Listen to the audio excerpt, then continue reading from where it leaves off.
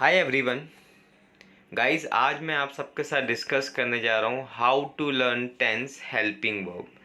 Tense में helping verb कैसे याद करें, क्योंकि helping verb it is not just about for using the spoken English as well as if you are preparing for any competitive examination. वहाँ पे एक RC होता है, रीडिंग कॉम्प्रिहेंशन। उसके लिए आपको टेंस को एस्टिमेट करना, समझना बहुत ज़रूरी है। इस वीडियो लेक्चर में मैं आपके लिए एक कॉन्सेप्ट लेके आया हूँ। यहाँ कोई ट्रिक नहीं होएगी, कॉन्सेप्ट होगा जहाँ पे आपको मैं बताऊँगा कैसे आप टेंस को आपस में रिलेट करके याद कर सकते हो। Before starting the lecture, let me introduce myself. This is Saurabh Sharma and I warmly welcome to everyone in my channel ePathshala. Let us guys begin the video without waste a lots of time. Yes guys, पहले आप लोग समझिए helping verb are known by that. मैंने already इस पे video upload कर रखा है, डिस्क्रिप्शन में लिंक डाल दिए। हेल्पिंग वर्ब मेन वर्ब क्या होता है आप समझ सकते हैं, लेकिन अगर मैं आपको इन शॉर्ट में बताऊं, they are known by the helping verb is, am are, has, have, had, will, was, were, जिनके अकॉर्डिंग सेंटेंस में पूरा चेंजेस आप देखते होगे। आपने नोटिस करा होगा कभी भी आईएनजी यूज़ किया जाता है, कभी भी वर्ब की थर्ड फॉर्म आती है यूज़, कभी भी सेकंड फॉर्म। तो वो किस कारण से आती है? It is use because of these helping verb. मैं एग्जांपल आपको दिखाता हूँ ताकि और आपको क्लियर हो सके। जैसे कि गाइस अब आप यहाँ पे एग्जांपल देख रहे होगे। एग्जांपल में मैंने 3 एग्जांपल दिए आपको। She was preparing for the SSB exam.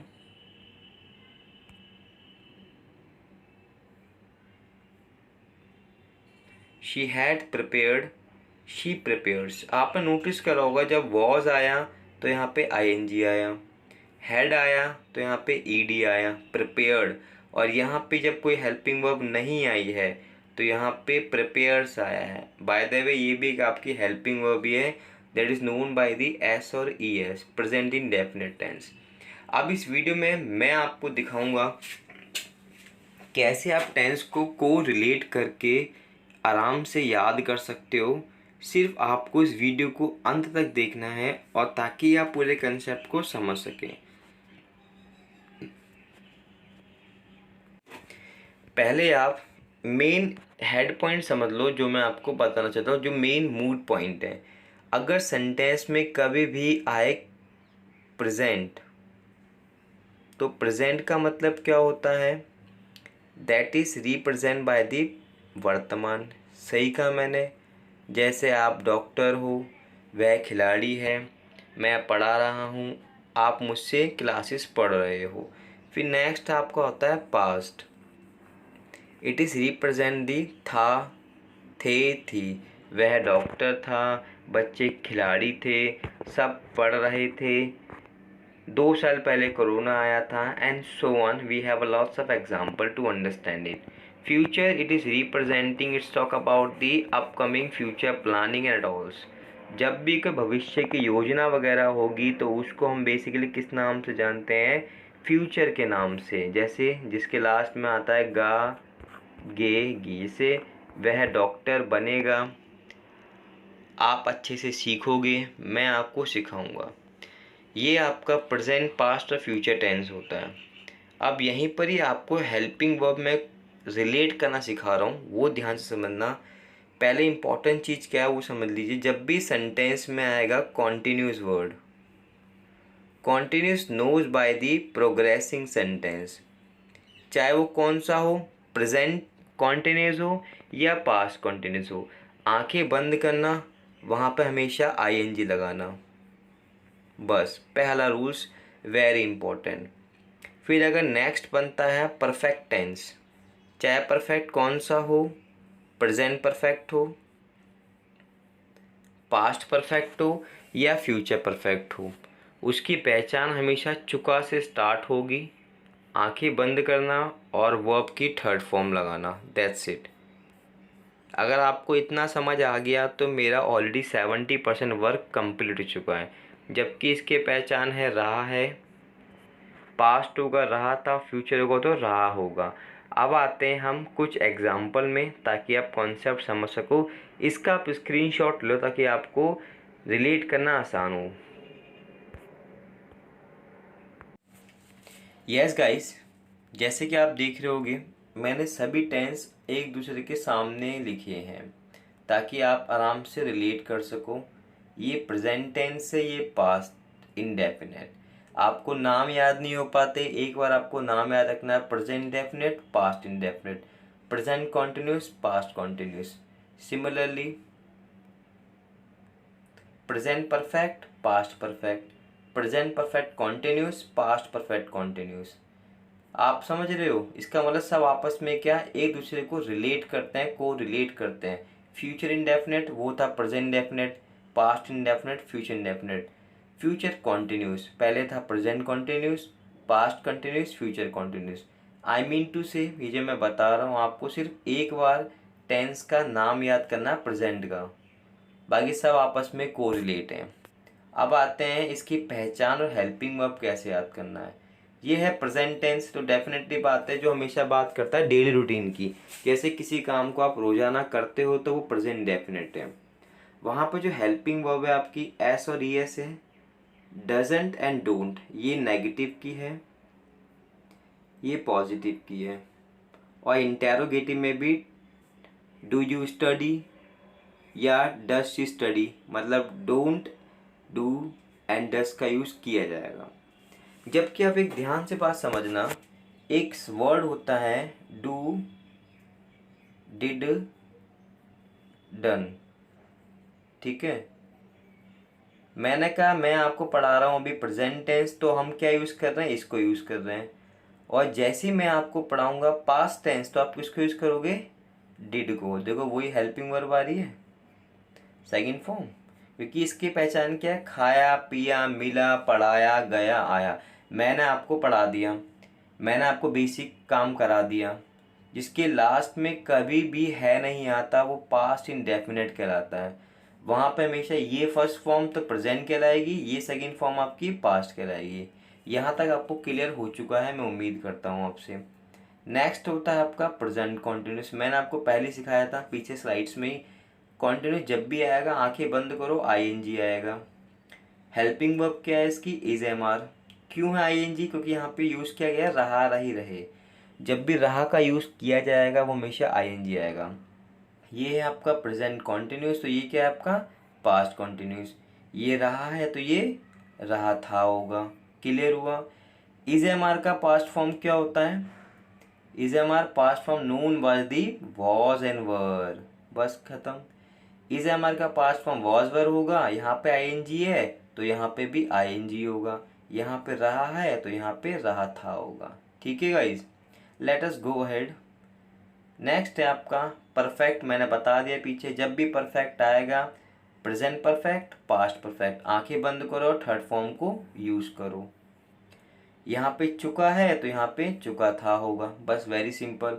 अगर यहाँ पे हैज हैव का यूज किया जा रहा है तो यहाँ पे क्या, हैज हैव का पास्ट क्या होता है, हैज हैव का past known by the had. जैसे I have money and I had money, दोनों में फ़र्क क्या है, मेरे पास पैसे हैं, मेरे पास पैसे थे। हैज़ हैव का पास्ट हमेशा हैड होता है। नेक्स्ट है आपका प्रेजेंट परफेक्ट कॉन्टिन्यूस। कॉन्टिन्यूस आ गया तो आईएनजी अपने आप आएगा। ये से रहा है, ये पास्ट है तो ये होगा से रहा था। कुछ आपको रटना नहीं है, आपको सिर्फ समझना है। एक बार क्या अप्रोच है, एक दो बार वीडियो को देखोगे, स्क्रीनशॉट ले सकते हो आप, आपको बहुत आसानी से समझ आएगा। आप ध्यान से समझिए यहाँ पे हेल्पिंग वर्ब के बारे में। यहाँ मैंने सिखाया आपको हैज़ हैव, नीचे क्या है, हैज़ हैव तो है प्लस बीन यूज हो गया, बस खत्म। यहाँ पे सिखाया मैंने आपको हैड, तो यहाँ पे क्या आपका बीन यूज कर दो, हैड बीन हो गया। कुछ प्रॉब्लम हो रही है? Very easy to understand it. अब बाकी के अगर आपको प्रेजेंट पास्ट क्लियर हो चुका तो फ्यूचर में कुछ बचा ही नहीं है, क्योंकि सब टेंस आपस में रिलेटेड हैं। फ्यूचर का मतलब क्या होता है, the work has to be done in upcoming time. जैसे इंडिया मैच जीतेगी, हम घूमने जाएंगे, हम नया इंस्टीट्यूट ओपन करेंगे, तो वहाँ पे हमेशा विल और शैल का यूज़ किया जाएगा। जैसे नीरज